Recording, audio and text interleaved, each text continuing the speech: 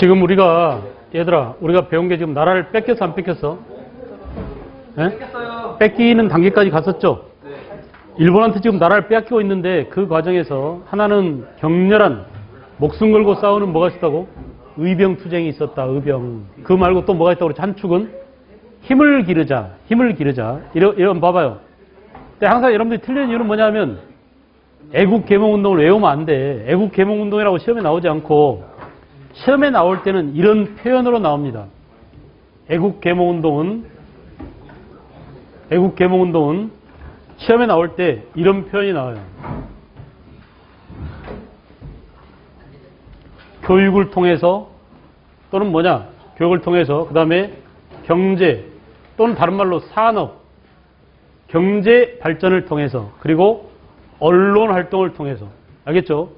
요걸 통해서 힘을 기르자. 힘. 알았어요? 어떤 힘을 기르냐?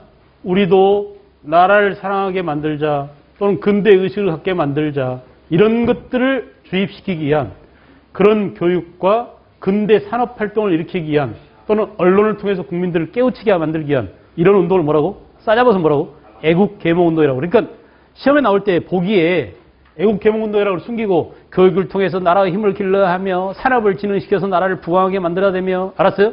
또 우리 뜻을 널리 알리기 위해서 사람들 단체를 만들고 교육에 힘쓰자 이런 것들 나오면 뭐야? 아 이건 애국개몽운동이구나 이렇게 판단해야 된단 말이야. 알겠죠? 그래서 시험에는 고지고대로 애국개몽운동이라고 이렇게 나오지 않고 그 실제 내용을 보여주고 이게 뭐냐 이렇게 묻단 말이에요. 그런데 잘 봐라. 좀 중요하고 어려운 내용인데 좀 알아두세요. 애국개몽운동은 결국은 우리가 근대로 가자. 그래서 그 근대로 가기 위한 힘을 기르자라고 하는 것이에요. 우리는 지난번에 여러분과 내가 처음에 이런 얘기를 했었어요. 19세기가 되면 서양 제국주의 침략 세력이 아시아를 쳐들어오게 돼 있다. 이건 뭐라고 그랬죠? 서세 동점이라고 했지 않냐. 기억나 안 나? 다시 우리가 제국주의를 분석적으로 보자면 제국주의는 자본주의 가운데 나쁜 자본주의 무슨 자본주의라고 그랬죠? 독점 자본주의 또는 금융 자본주의라고 했어. 지금 자본주의가 금융 자본주의야. 여러분 지금 전 세계 금융 자본이 다 썩었습니다. 돈 벌려고 환장해서 일본 자본이 넘어와서 우리나라에서 뭐해? 캐시앤러시하고 막 선전하고 지랄하잖아. 이게 한국 사람들한테 등골 빼먹겠다는 얘기야. 너네들 돈 꺼줄게 빌려가 못 갚어. 그럼 너네 집, 너네 땅 다 뺏겠어. 이런 얘기야 지금. 알겠어요? 이게 전부 다 뭐냐? 금융 자본이 우리나라에 쳐들어온 형태의 캐시앤러시 뭐 이런 것들. 오케이? 그럼 그거는 이제 성동일이 광고하는 거. 성동일이 누가 광고하는 거 상관. 성동은 월급만 그러니까 페이만 받고 광고하면 되니까. 성동일 믿었는데. 믿기는 뭘 믿어. 돈이면 돈만 주면 뭐든지 다 하지. 아빠 어디가 보고 정말 좋은 사람. 그러니까 잘 생각해서 해야 돼. 그런 것도 이제 가려서 해야 돼. 광고 출연도. 사실은 그래 안 그래? 우리한테 이득이 되는 것이냐, 우리한테 안 좋은 거냐. 유니클로 같은 경우도 뭐야? 독도는 일본 땅, 다케시마는 일본 땅이다라는데 광고가 있다냐. 광고비 대준다잖아. 유니클로가. 알겠어요? 이런 식으로 말해요. 이런 식으로. 유명한 사람일수록 높은 자리에 올라갈수록 사람들이 많이 쳐다볼수록 자기 행동 거지를 잘해야 됩니다. 그래 안 그래? 대통령 같은 경우는 어때? 온 국민이 쳐다보고 있으니까 진짜 말 한마디 행동 하나를 잘해야 되겠죠. 무슨 말 알겠어요? 성동일도 어때? 아빠 어디가 해서 사람들이 많이 인기가 생기고 많이 따르고 하면은 자기가 한 행동이 야 이거 내가 이 광고 출연해서 일본 놈들 돈 벌어주고 우리 국민들 피 빨아먹는 이런 광고에 출연해야 되겠나 말해서 이게 생각해야 되는데 그런 생각을 전다는 것은 아직도 생각이 짧다는 얘기예요. 알겠죠? 어쨌든 지금 얘기가 딴 데로 갔는데 본질은 이거예요. 본질은 지금 현재의 자본주의는 은행이 돈이 알겠죠? 금융 자본이 판을 치는 그런 독점 자본주의 단계에 와 있다. 이미 19세기부터 독점 자본주의다. 이것이 민족주의 가운데 민족주의가 모조리 나쁜 건 아니라고 그랬어요. 일본 놈들이 우리를 지배하고 있을 때 좀 이따 우리가 배우겠지만 3.1운동 당시에 일본의 압박과 일본의 압제로부터 우리가 해방돼야 된다라는 것은 어때? 민족주의 가운데 좋은 민족주의죠. 이걸 민족해방주의적 민족주의라고 해요. 긍정적인 민족주의야. 남의 압제나 남의 지배로부터 내가 자유를 획득할 권리 이런 것들은 한 개인이 다른 사람으로부터 자유를 얻을 권리하고 똑같습니다. 한 나라가 한 민족이 다른 민족의 지배를 받는 상태에서 해방되고 벗어나려고 하는 것은 그것도 민족주의지만 거꾸로 지네 나라의 금전적 이득을 위해서 지네 나라의 기업적 이득을 위해서 지네 나라 자본주의 발전을 위해서 다른 민족을 식민지로 삼아도 돼, 다른 민족을 쳐들어가도 돼, 다른 민족을 학살해도 돼. 그럼 되겠어, 안 되겠어요? 완전히 싸가지 없는 나쁜 민족주의라니까? 이걸 뭐라고 하느냐? 이걸, 예, 뭐라고? 배타적 민족주의. 알겠죠? 또는 다른 말로 이렇게 되게 국수주의. 들어봤죠? 국수주의, 배타적 민족주의, 나쁜 민족주의. 이것을 말합니다. 그래서 독점 자본과 배타적 민족주의가 결합된 침략적 경향을 제국주의라고 하는데, 여러분 봐봐. 지금 내가 얘기하고 싶은 것은 뭐냐? 이것은 이런 철학이 제국주의를 옹호하고 있었다. 알겠어요? 19세기에 뭐냐면 19세기에 어떤 철학이 이렇게 제국주의 침략을 옹호하고 있었냐면, 이 19세기 철학은 그렇습니다. 우선 철학 이전에 생물학에서 찰스 다윈이 뭘 반포했어요? 다윈의 뭐야? 진화론이죠. 그래 안 그래? 진화론. 야, 모든 생물학 생태계가 항상 강한 놈이 약한 놈을 먹는 것은 당연하다. 맞아 틀려? 맞잖아요. 그래 안 그래? 그러니까 약한 놈의 고기는, 소의 고기는 강한 놈의 식사가 된다 이거야. 이게 뭐야? 약육강식이야. 그러니까 소는 여러분보다 약해. 강한 여러분이 소를 먹는 거야. 약육강식이야. 알았어요? 무슨 말인지 알겠어? 사자가 뭘 잡아먹어? 얼룩말을 잡아먹습니다. 그죠? 사자가 얼룩말을 잡아먹는, 이건 생태계란 말이야. 생태계. 라이언킹 봤냐 너네? 네. 만화영화 봤어? 라이언킹? 네. 아주 오래된 건데 봤어. 너네 태어나기 전에 그거 나온 거 아니야? 그거. 라이언킹. 주인공이 누구야? 주인공이?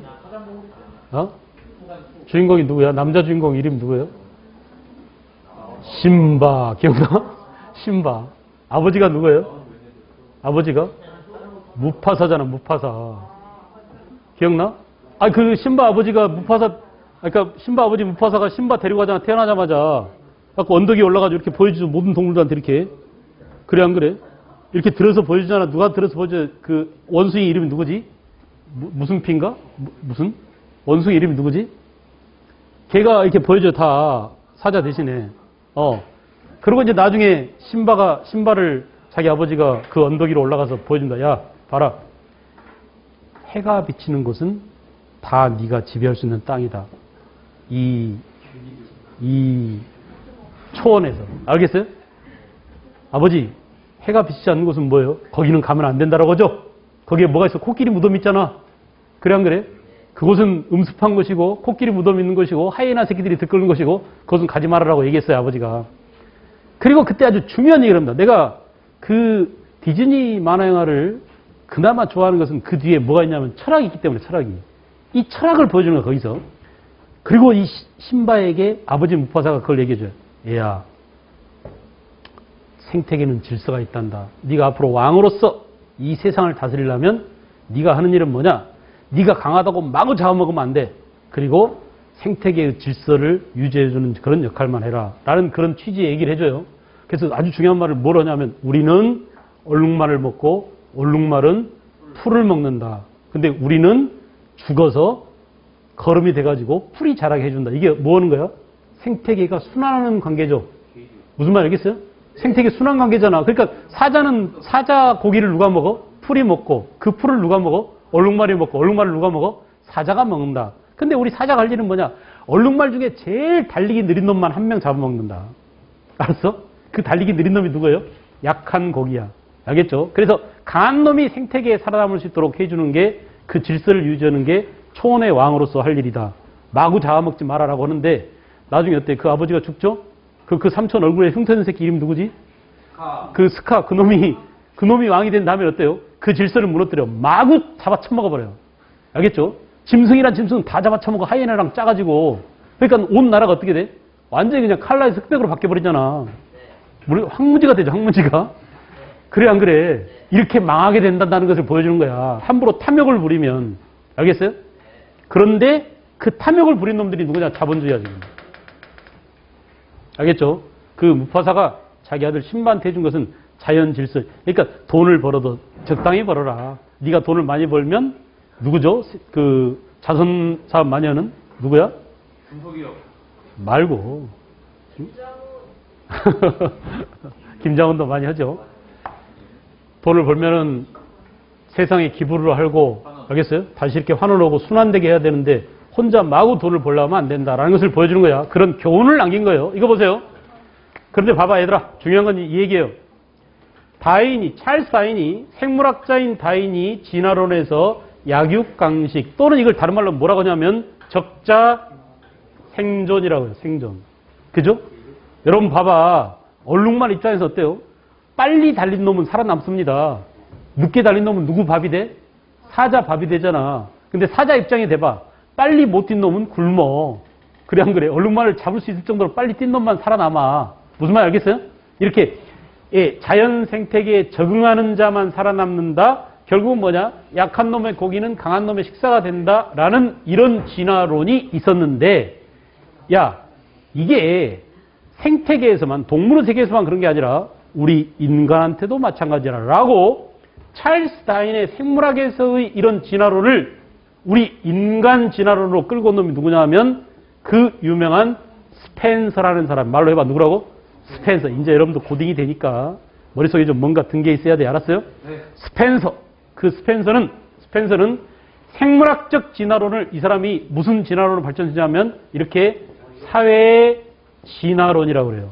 알겠어요? 네. 사회의 진화. 쉬워 아주. 동물만 그런 게 아니라 인간 관계 속에서도. 알겠어요? 인간과 인간, 또는 민족과 민족, 국가와 국가, 이 사이에서도 이런 법칙이 작동되고 있다. 이런 메커니즘이. 그러므로 요 새끼는 뭘 강조한 거야? 강한 놈이 약한 놈을 먹는 것이 자연 질서인 것처럼 강한 민족, 유럽 사람들 얼굴 하얗고 머리 노란 놈들이 얼굴 까맣고 입술 툭 까진 누구? 아프리카 사람들을 가서 노예로 삼아도 좋다라고 얘기하는 거야. 이게 사회 진화론이야. 얘들아, 알겠어요? 알겠어? 그러니 생각해봐라. 결국 힘 있는 유럽 사람들이 그렇지 못한 다른 열등한 민족을 쳐들어가서 그들을 지배하고 그들을 식민지로 삼고 그들을 노예로 삼는 것을 정당화시켜준 사상이 뭐라고? 사회 진화론이야. 이해하겠어? 네. 그 사회 진화론 뒤에 뭐가 있어? 생물학적 진화론이 있었다 이거야. 무슨 말인지 알겠죠? 조금 어렵지만 이제 여러분들은 적어도 우리 인류 사회에서 이렇게 이런 경쟁 사회가 된 그 뒤에 이렇게 사회 진화론이라는 아주 안 좋은 철학이 있다는 것을 깨달아 주시기 바랍니다. 그런데 봐봐요.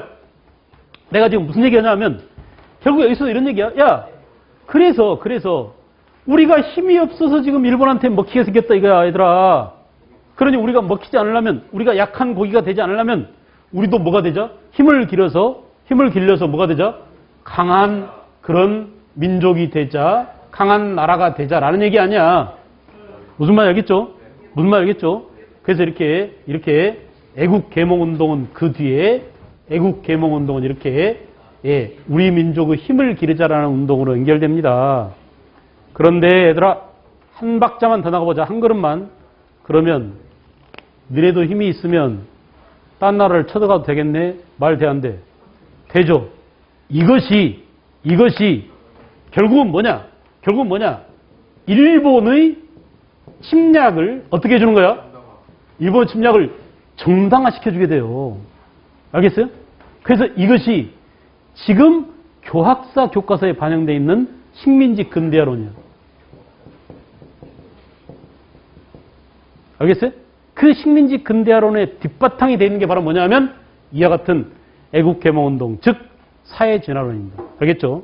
그래서 강한 놈이 약한 놈을 짓밟아도 좋다라는 이런 싸가지 없는 사상은 강한 자의 논리이고 지배층의 논리이고 우리 역사에서 강자의 논리, 이기적인 자들이 살아남아야 돼라는 그런 나쁜 논리에 불과해요. 알겠죠? 그러니까 여러분들이 과연 그런 논리 속에 살면서 자기가 늘 극단적인 경쟁 속에 휘말리게 맞는 건지, 내가 강하더라도 이 강한 힘을 다른 약한 사람한테 써가지고 우리 모두가 잘 살게 만드는 사회를 만들어야 될 것인지는 여러분들이 앞으로 판단해야 돼요. 알겠죠? 어쨌든 간에 내가 볼 때는 이런 애국계몽운동 뒤에 이런 사상이 있고, 이 사상 때문에 애국계몽운동 했던 이 독립협회 했던 이 사람들이 전부 다 친일파가 됩니다. 알았어요? 김옥균, 박영우 이 사람들 전부 다 뭐야? 개화운동 했지만 나중에 전부 다 친일파예요. 박영우 가운데 박영우는 천하의 친일파야. 일제시대에 벌써 600억 원 이상 일본 놈한테 상금 받은 놈이야. 그 당시에. 알겠죠? 아주 나쁜 놈이에요. 친일파. 알겠어요? 그리고 지금 봐봐. 독립협회 후예라고 그랬죠? 대한자강회, 대한협회 모두들이 전부 다 친일단체로 전락하게 됩니다. 알겠어요? 자, 들어갑니다. 이제 애국개몽운동 전개. 그러니까 애국개몽운동이 힘을 기르자라는 운동이지만 꼭 좋은 건 아니었다. 우리도 힘이 길러지면 딴 나라를 쳐들어가거나 약한 놈을 괴롭힐 그런 소지가 있는 그런 철학이 사회 진화론이 바탕에 깔려 있다는 것을 먼저 알아두시고, 자, 그 중에 이제 보완에는 뭐냐? 보완에는 일제의 줄거 황무지 개강권 요구 반대 운동, 의외로 시험에 잘 나오는 것입니다. 찾아라라고 나와요. 황무지 개강권 반대 운동을 전개한 단체는 그럼 뭐야? 보완에 41페이지 맨 위쪽 보완에 황무지 개강권 요구 반대 운동 전개 41쪽 맨 위에 보완에 이름을 알아둬야 돼. 무슨 단체 가운데 하나라고? 애국개몽운동 단체 가운데 하나다. 됐어요? 그 다음에 헌정연구에 줄 그으세요. 독립협회 계승. 됐죠? 자, 구분하는 문제가 잘 나옵니다. 헌정연구회는 의회 설립을 통한 입헌적 정체제 수립을 목적활동. 줄거 이 말이 나오면 헌정연구회. 이름 안에 그 말이 담겨 있잖아. 헌법을 위한 헌정을 펼치자라는 주장을 했으니까 헌정연구회예요. 알겠죠? 그 다음에 대한자강회도 예, 독립협회를 계승하는 헌정연구회, 헌정연구회를 계승한 뭐라고? 대한자강회. 특히 대한자강회는 뭐냐? 고종 강제퇴위 반대운동 이 말이 나오면 대한자강회야. 알았어요? 여러분 봐봐. 되게 헷갈립니다. 시험에 막상 나오면 지금은 쉽잖아요. 근데 시험에 막상 나오면 대한자강회가 먼저였나? 헌정연구회가 먼저였나? 대한협회가 먼저였나? 막 헷갈린단 말이야. 순서 고개 들어 얘들아. 독립협회 후신이 뭐라고? 헌정연구회. 헌정연구회 후신이 뭐라고? 대한자강회. 알겠죠? 그리고 그 뒤를 이어받은 게 뭐야? 대한협회. 먼저 순서를 알아둘 거. 고개 들어 얘들아. 책 보지 말고. 예. 헌정연구회는 특징이 뭐라고? 헌정연구회는 의회제도를 가자. 헌법에 의한 정치를 하자. 알겠어요? 그 다음에 대한자강회는 뭐야? 대한자강회는 고종퇴위 반대운동을 펼쳤던. 알겠죠? 이 순서와 그 내용을 분리수거할 줄 알 것. 헌정연구회야 그 전에 있었던 대한자강회를 분리수거할 줄 알 것. 그리고 헌정연구회 뒤에 뭐? 대한협회. 알겠죠? 전부 다 독립협회 후신이라는 거. 그 다음에 이제 맨 뒤에 신민회가 중요합니다. 다양한 계층의 애국지사들이 참여하여 조직된 동그라미. 어디에 동그라미가 될까? 비밀지하 조직이에요. 비밀지하 조직이에요. 왜냐하면 1907년부터는 이렇게 일본이 애국개몽운동을 탄압했기 때문에 동그라미 비밀 결사 동그라미하고 일본이 애국개몽운동 탄압. 그래서 지하 조직화 이렇게 써놓습니다. 일본이 비밀 결사 운동을 그러니까 애국개몽운동을 탄압했기 때문에 지하에 숨어서 언더그라운드로 숨어서 들어갔다. 그래서 뭐야? 지하 조직이에요. 알겠죠? 다시 비밀 결사 동그라미하고 일본이 애국개몽운동 탄압. 그래서 지하 조직화했다. 오케이. 국권 회복과 공화정체 아주 중요해요. 우리 역사상 최초로 공화정을 주장한 겁니다. 이제 어때요? 한 발 더 나갔죠. 아까 독립협회까지만 하더라도 뭘 주장했다고? 입헌 군주제였잖아. 근데 이제 뭐야? 왕 따윈 필요 없어. 이제 국민의 대표로 누구를 뽑을 거야? 왜? 임금 말고 국민의 대표인 대통령을 뽑을 거야. 그럼 뭐야? 신민회가 맨 처음이야. 항상 맨 처음은 역사적이고 맨 처음은 시험에 나온다고 그랬죠. 신민회. 그런 의미에서 신민회가 중요해. 애국개몽운동 가운데. 그 다음에 신민회는 뭐냐? 국내 민족 실력 양성운동과 함께 자 신민회가 한 일이 나왔습니다. 그래서 실력 양성운동을 하기 위해서 동그라미 하세요. 민족주의 교육을 위해서 대성학교 동그라미, 오산학교 동그라미, 또 산업을 일으키기 위해서 태극서관과 평양의 자기회사 동그라미. 알겠지? 이거 봐 얘들아. 애국개몽운동이란 뭐라고? 교육과 산업에 힘써서 힘을 기르자면 다 애국개몽운동이라니까? 그 중에 신민회는 뭐 했다고? 대성학교 만들고 오산학교 만들고 뭐요? 교육이죠. 그 다음에 산업을 일으키기 위해서 대구의 태극서관, 평양의 도자기회사를 만들었어요. 알겠죠? 그러므로 신민회는 한 일이 뭐냐? 이 두 가지 알아두세요. 교육과 산업에 있어서. 그 다음에 또 신민회가 한 일 가운데 중요한 게 국외에다가 독립운동 기지를 세웠다. 별표합니다. 국외 독립운동. 내가 웬만하면 별표 안 하려고 그래. 다 별표면 다 외워야 되잖아. 알겠죠? 될 수 있으면 여러분들한테 암기하는 걸 줄여주기 위해서 진짜 중요한 거 아니면 별표 안 하려고 그래요. 신민회는 뭐라고요? 국외 독립운동 기지를 세우는데 앞장섰다. 알겠어요? 남만주 삼원보에 기지를 두었습니다. 잠깐 얘들아. 남만주 줄 거봐. 남만주의 다른 이름이 내가 뭐라고 그랬냐 아까? 남만주의 다른 이름이 뭐라고? 서간도. 오케이. 서간도에 삼원보라는 독립운동 기지를 뒀다. 누가? 신민회가. 됐어요? 그래서 신민회는 비밀 지하 조직이라.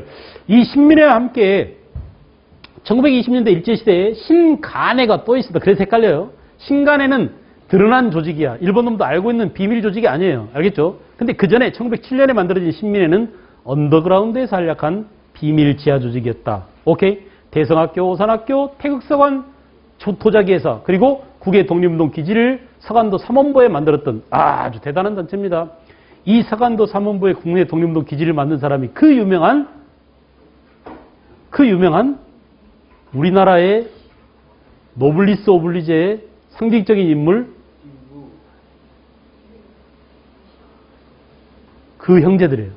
이시영, 이회영 형제들. 무슨 나이트 형제야. 오케이? 이회영 형제. 이시영 형제. 알겠죠? 육형제가 있다고 그래요. 이 사람들이 경상도에서 엄청나게 많은 땅을 갖고 있습니다. 그 당시에 땅을 판 돈이 아마 그 당시에 40만 원인가 그랬대. 그게 요즘 돈으로 환산하면 640억 원인가 그랬대요. 그 돈을 가지고 간도 삼원보에 가서 그 돈을 가지고 한 촌락을 다 사버렸어. 그래가지고 독립운동 사람 다 모여 해가지고 거기다가 학교도 세우고 베이스 캠프를 차린 거야. 독립운동할 기지를. 얼마나 대단한 사람입니까? 알겠어요? 그래서 이회영 가족입니다. 알겠죠? 이회영, 이시영. 그 다음에 이제 사립학교 설립과 학회 구국운동이라고 했는데 교육의 진흥, 그리고 주요 단체들이 나와 있죠. 서북학회, 동그라미만 하세요. 다 외울 필요 없어요. 기호흥학회, 전부 다 뭐야? 이렇게 애국 계몽 단체들이 교육운동에 박차를 가하고 있었다라는 것을 보여주는 그런 내용이에요. 됐죠? 그 다음에 42쪽으로 왔습니다. 오늘은 일제시대 이전 단계로서 세계 정세를 좀 하고 다음 시간부터 본격적으로 일제시대를 들어갈 겁니다. 44페이지 봐봐요. 이미 우리가 했던 내용이 다 나와 있어요. 1904년에 봐봐라 얘들아. 44페이지. 44페이지 먼저 봐봐. 한일 의정서 나왔지? 아까 했잖냐. 그래 안 그래? 그 다음에 뭐예요? 제1차 한일회박 무슨 정치? 고문 정치. 말로 해봐. 복습이니까. 고문 누가 썼다고? 외교고문? 스티븐스. 이 스티븐스를 저격한 사람이 누구죠? 샌프란시스코까지 따라가서 전명환 장인환 열사. 전명훈 장인환 열사. 그죠? 샌프란시스코 저격한 사람 스티븐스를. 그 다음에 이제 제2차 한일회박이 일사조약이고 통감정치와 함께 외교권을 박탈당했고 한일 신협약 그리고 결국은 합방조약 경술국치가 맺었습니다. 이 과정 이전에 일제시대 전체를 통괄하는 세계 정세를 좀 보겠어요. 알겠죠? 특히 여러분들이 고등학교 1학년 때 그 고등학교 올라가서 배우는 한국사 책에는 세계사가 굉장히 많이 끼어 있어요. 그래서 선생님들이 세계사를 잘 안 가르치는 경우도 있는데 내가 볼 때는 안 가르칠 수가 없습니다. 앞으로 수능에는 이제 나올 거야. 한국사랑 버무려서. 그런 취지로 한국사가 개편됐거든요. 그래서 지금까지는 너무 내용이 많고 수업 시간이 적으니까 안 가르쳤는데 지금부터 이제 한국사에 대한 중요성이 강조되고 수능 필수가 됐잖아. 그래 안 그래? 그리고 그 한국사 식수가 많아져가지고 이걸 다 배워야 돼요. 알겠어요? 그래서 여러분들도 미리 해놓으면 고등학교 올라와서 진짜 편해질 거야. 어려운 게 아니니까.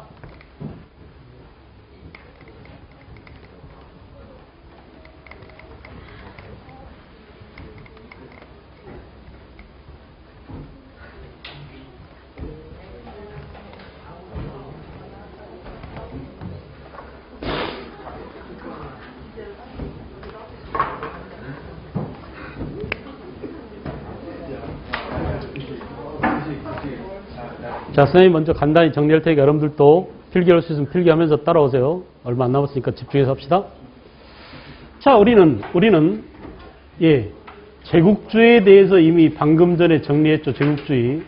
이 제국주의가 서로 충돌해서 일어난 게 1차 세계 대전이에요. 알겠죠? 제국주의가 충돌해서 일어난 게 1차 세계 대전이야. 어떻게 제국주의가 충돌했느냐? 제국주의는 유럽에서 발칸반도에서 충돌합니다. 발칸반도에서. 그래서 발칸반도에서 독일과 오스트리아를 중심으로 한 범게르만주의하고 러시아와 슬라브족이 충돌해요. 범슬라브주의가. 알겠어요? 생소한 얘기죠? 생소한 얘기지만 그냥 들으세요. 그리고 또 뭐냐? 또 다른 면에서는, 예, 또 다른 측면에서는 삼국 동맹과 삼국 협상이 충돌합니다. 혹시 들어봤어요? 이건 중학교 때 세계사에서 배웠을 거야. 삼국 동맹은 누구예요?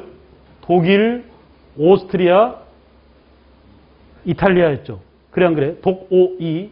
삼국협상은 영, 투, 러였어요. 기억나? 그런데 얘네들이 서로 유럽에서 충돌한단 말이야. 얘네들이. 알겠죠? 자, 이거 보세요. 이 러시아는 발칸반도에서 러시아가 슬라브주의거든.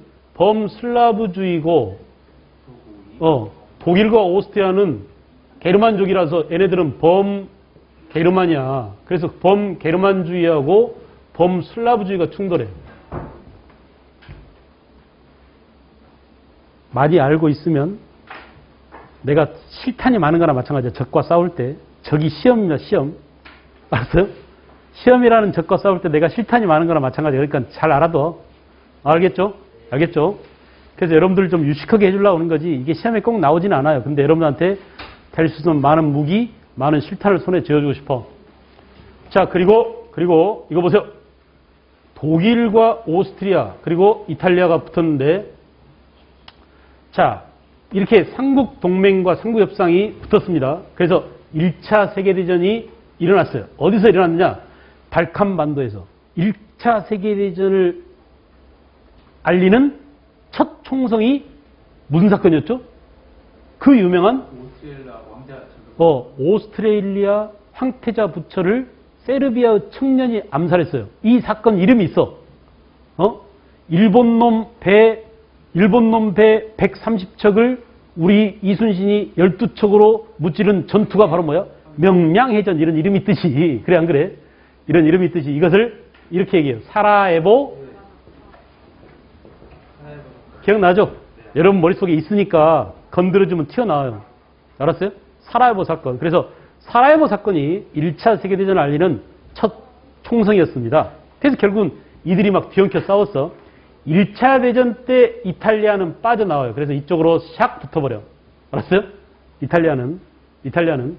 예, 그래서 이탈리아는 연합국에 들어가고 이탈리아는 또 뭐냐? 1차 대전 때 우리가 중요하게 알아둘 게 1차 대전 때 일본은 이쪽 편이었어요. 전순국이었어요. 전순국. 알겠어요? 승전국이었단 말이야. 전순국. 그래서 1차 세계대전이 1914년부터 1918년까지 전개됐어요. 이 1차 대전을 끝맺는 조약이 어디에서 열렸어? 파리에서 열렸어. 파리. 이걸 파리 강화 회의라고 해요.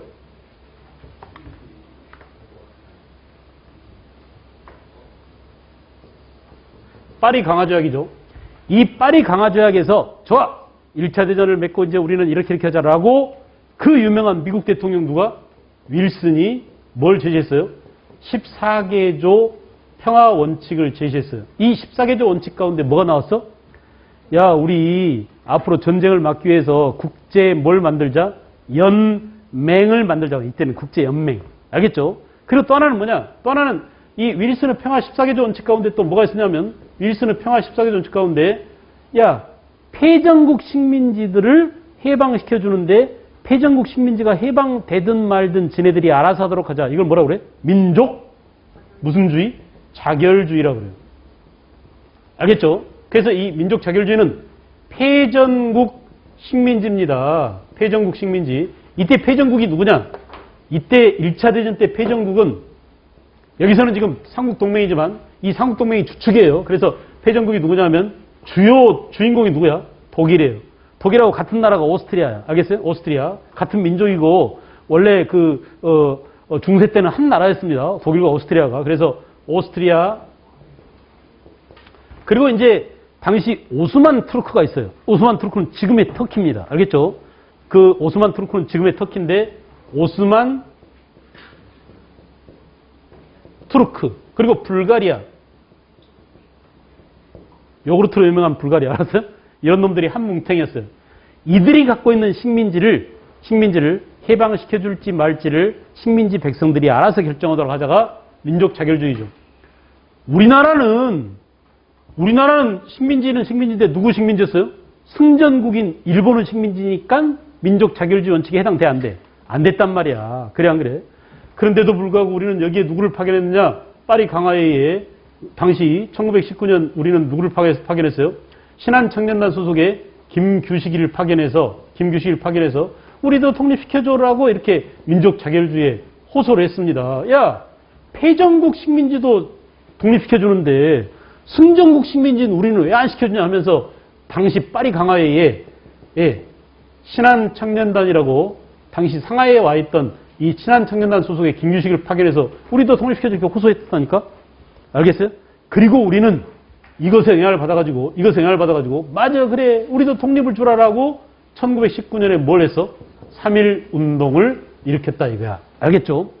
우리가 3.1 운동을 일으켰다는 사실은 어마어마한 대사건이에요. 전 세계사 전체를 통틀어 봤을 때, 세계사를 봤을 때 세계 어느 나라 치고 이놈들과 싸워서 봐봐. 이놈들과 싸워서 이 제국주의가 아닌 나라인 주제에 제국주의와 맞서 싸워서 한국 민족이 하나도 없었는데 그중에 전 세계에서 누가? 유일하게 한반도에서. 그러니까 중국의 40분의 1밖에 안 되는 이 조그만 나라가 돈도 없고 무기도 없고 군대도 없고 힘도 없고 알겠어요? 무식하기 짝이 없는 백성들이 뭘 했어요? 들고 일어났어요. 알겠죠? 뭘 외치면서? 우리도 독립을 달라. 우리도 자유를 달라.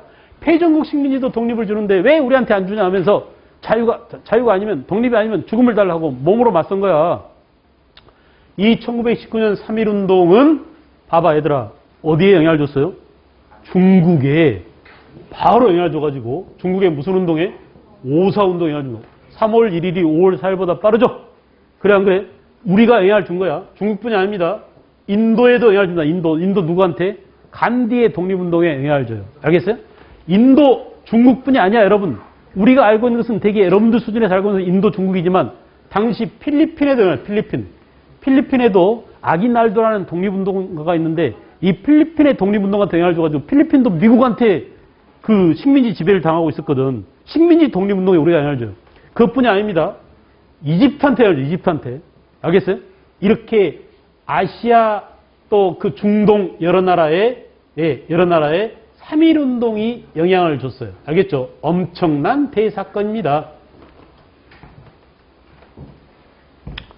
그런데 1차 대전 중에 이 러시아는 아주 중요한 변화가 일어나요. 이 러시아에서 뭐가 일어나냐면 러일전에서 깨졌잖아 얘들아. 1차 대전 이전에 1904년부터 1905년 사이에 러시아는 일본한테 깨졌죠. 얼마나 창피하겠어. 그 대국 러시아가 그 당시 모든 러시아가 온다면 막 벌벌 떨고 우리 조선 책략 봐봐. 러시아가 남한을 막기 위해서 친중 결의를 연미해야 된다고 그랬잖아. 그 무서웠던 러시아가 별거 아니네. 일본의 도고 헤이하치로 제독한테 러시아가 발틱 함대가 깨졌다니 뭐 별거 아니네 이렇게 해가지고 러시아가 완전 그냥 뭐가 됐어요. 개망신당했어 국제적으로. 그 러시아에서 뭐가 일어났냐면 안 되겠다. 우리 러시아가 완전히 들러바꿔 돼가지고 러시아 혁명이랍니다. 혁명이. 이게 1911년이에요. 알겠죠? 이 러시아 혁명을 다른 말로 무슨 혁명이라고 그래? 프롤레타리아 혁명이라고 그래.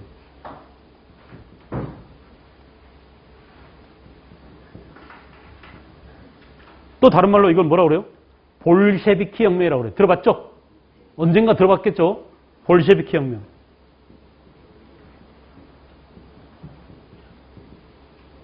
이 프롤레타리아 혁명과 볼셰비키 혁명을 일으킨 주인공이 누구냐?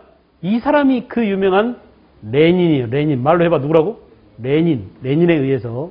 그래서 이제 러시아는 뭐가 되냐 하면 소비에트 사회주의 연방공화국을 줄여서 뭐라고 그래?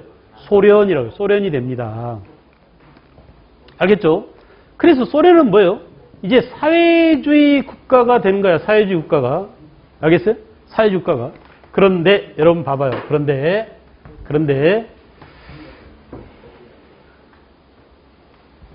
독일이 1차 대전에서 패전국으로서 완전히 패망을 했어요. 패망. 알겠죠? 패전국이고 여러 가지 배상금을 물어주고 배상금을 지불하고 또 뭐예요?